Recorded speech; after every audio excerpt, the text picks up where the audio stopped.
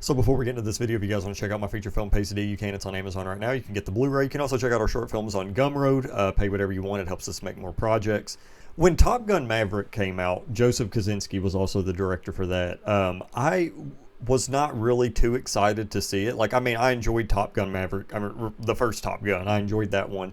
But it wasn't like one of those films that you would expect to kind of blow up like it did, like Top Gun Maverick. I mean, it literally went from being like this cult status film to being like one of the biggest blockbusters of all time with Top Gun Maverick. So when I saw the trailer for F1, I was very much so intrigued because, for one, it's got Brad Pitt in it, and usually when Brad Pitt does a project, it's usually a really big film.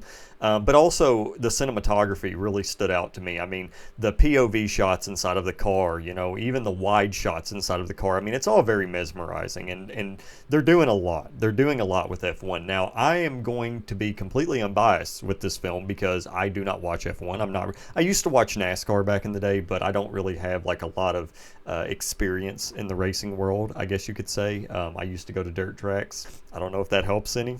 But F1 stars Brad Pitt, and he plays Sonny Hayes, who is basically, he's not necessarily a washed up racer. He's just somebody that essentially had an injury. He's been out of the game for a little bit, and then Javier Bardem comes and recruits him to be a part of his team to basically help them win, so that way their team can be better because they've never made it into the top 10. Also, his co-star, let me make sure I'm saying his name right, Damson Idris, which I've never seen him in anything before. This is the first for me. And Carrie Condon, which she was actually in Banshees of Inisherin. She's also in Better Call Saul as well.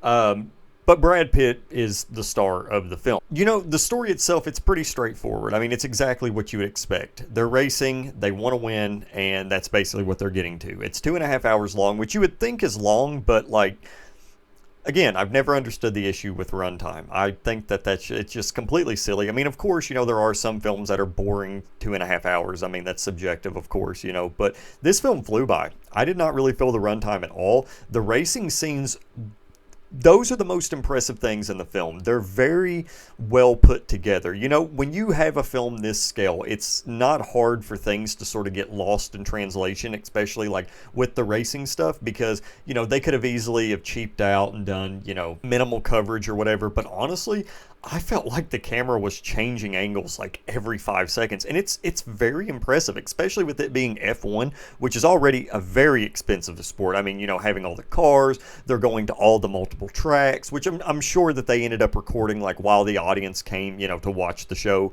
or what have you, to watch the race. I'm sure they ended up getting a lot of insert shots there and stuff. I mean, that's probably a given. I mean, they didn't hire a bunch of extras to come in and do that all the time. And if they did, that's crazy, because this film, I think, was made for less than $200 million, which, I mean, that's pretty low for something like this. I mean, especially if you look at something like, I think the new, the Brad Pitt, the Continuing Adventures of Cliff Booth, I think that's like $200 million. I mean, there's films that go up to like $300 million.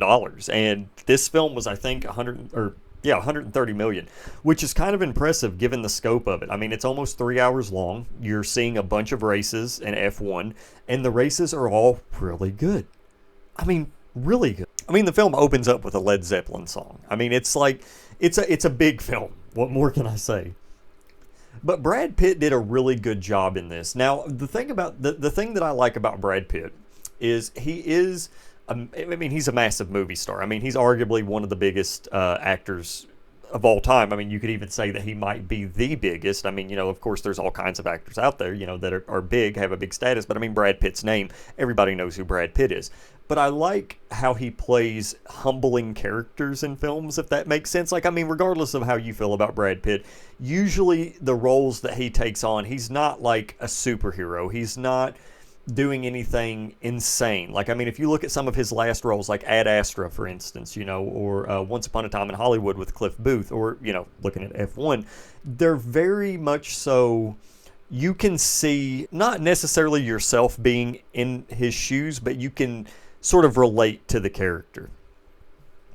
And for a character like that, getting Brad Pitt involved, I mean, that's probably very, very important to studios. And also the editing for this film. So I want to talk a little bit about the editing, and I want to talk a little bit about the sound mixing, because it's all very stellar. It's all very, it's superb. I mean, it's amazing. I would not be surprised if it got an Academy Award nomination for Best Editing, Best Sound Mixing. I'm not sure about visual effects because everything kind of blended in nicely, which is something that I could, really appreciate. But the soundtrack from Hans Zimmer, I don't know if it was the subject matter, like just the source material and just like how fast everything was moving and, the character dynamics or what have you, but it seemed like the score really did disappear in the background, which, I honestly can be a good thing or a bad thing, however you look at it. For me, it was kind of a good thing because I didn't notice it, but it's there. It's there. It blended in like really well. And again, it could be a good thing or a bad thing, depending on who you are. But there were some moments in the film where I wish that, like, I don't know.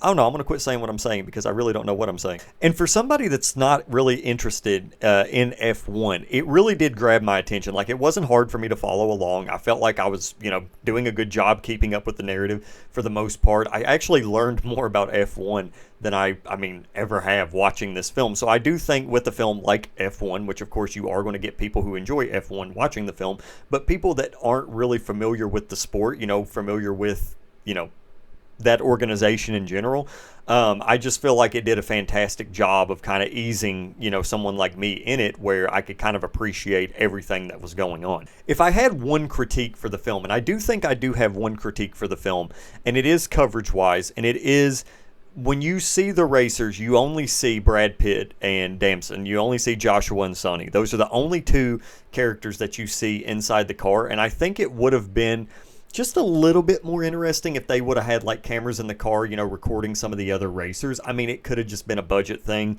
or what have you, but I just feel like, maybe throwing a camera in a couple of other cars, just sort of seeing the perspective from other racers like that could have done a lot for the film. But that's really my only nitpick. It's my second favorite film of the year behind Warfare. I enjoyed it way more than I thought I would. There's just something about these types of films where I'm not going to watch it all the time, but you look at some of the films that's come out lately, you look at The Monkey, you look at Warfare, you look at Death of a Unicorn, I watched 2,000 Meters to Andrivka, so I know that's like not a big film or anything that's, going everywhere. But it's nice to have a film like this where you can just kind of sit back in your theater for 2.5 hours and kind of have fun. Like, as pretentious as I am when it comes to films, I love a good art house film. Ideally, that's my type of film. It is nice to have these types of films because without these types of films, whether you love them or hate them, they are what keeps this industry alive if they do well. So I don't know. I'm happy F1's out. I'm glad people are liking it. I'm glad it's doing well. And I cannot wait to see what Joseph Kosinski does next because he really is probably the best action director that we have. Between Top Gun Maverick and this, it's pretty impressive because there's a lot of stuff going on in these films. A lot of stuff. But anyway, guys, that's my thoughts on F1. What did you think of it down in the comments below? Check out our social medias down on our link tree. Take it easy. See you next time.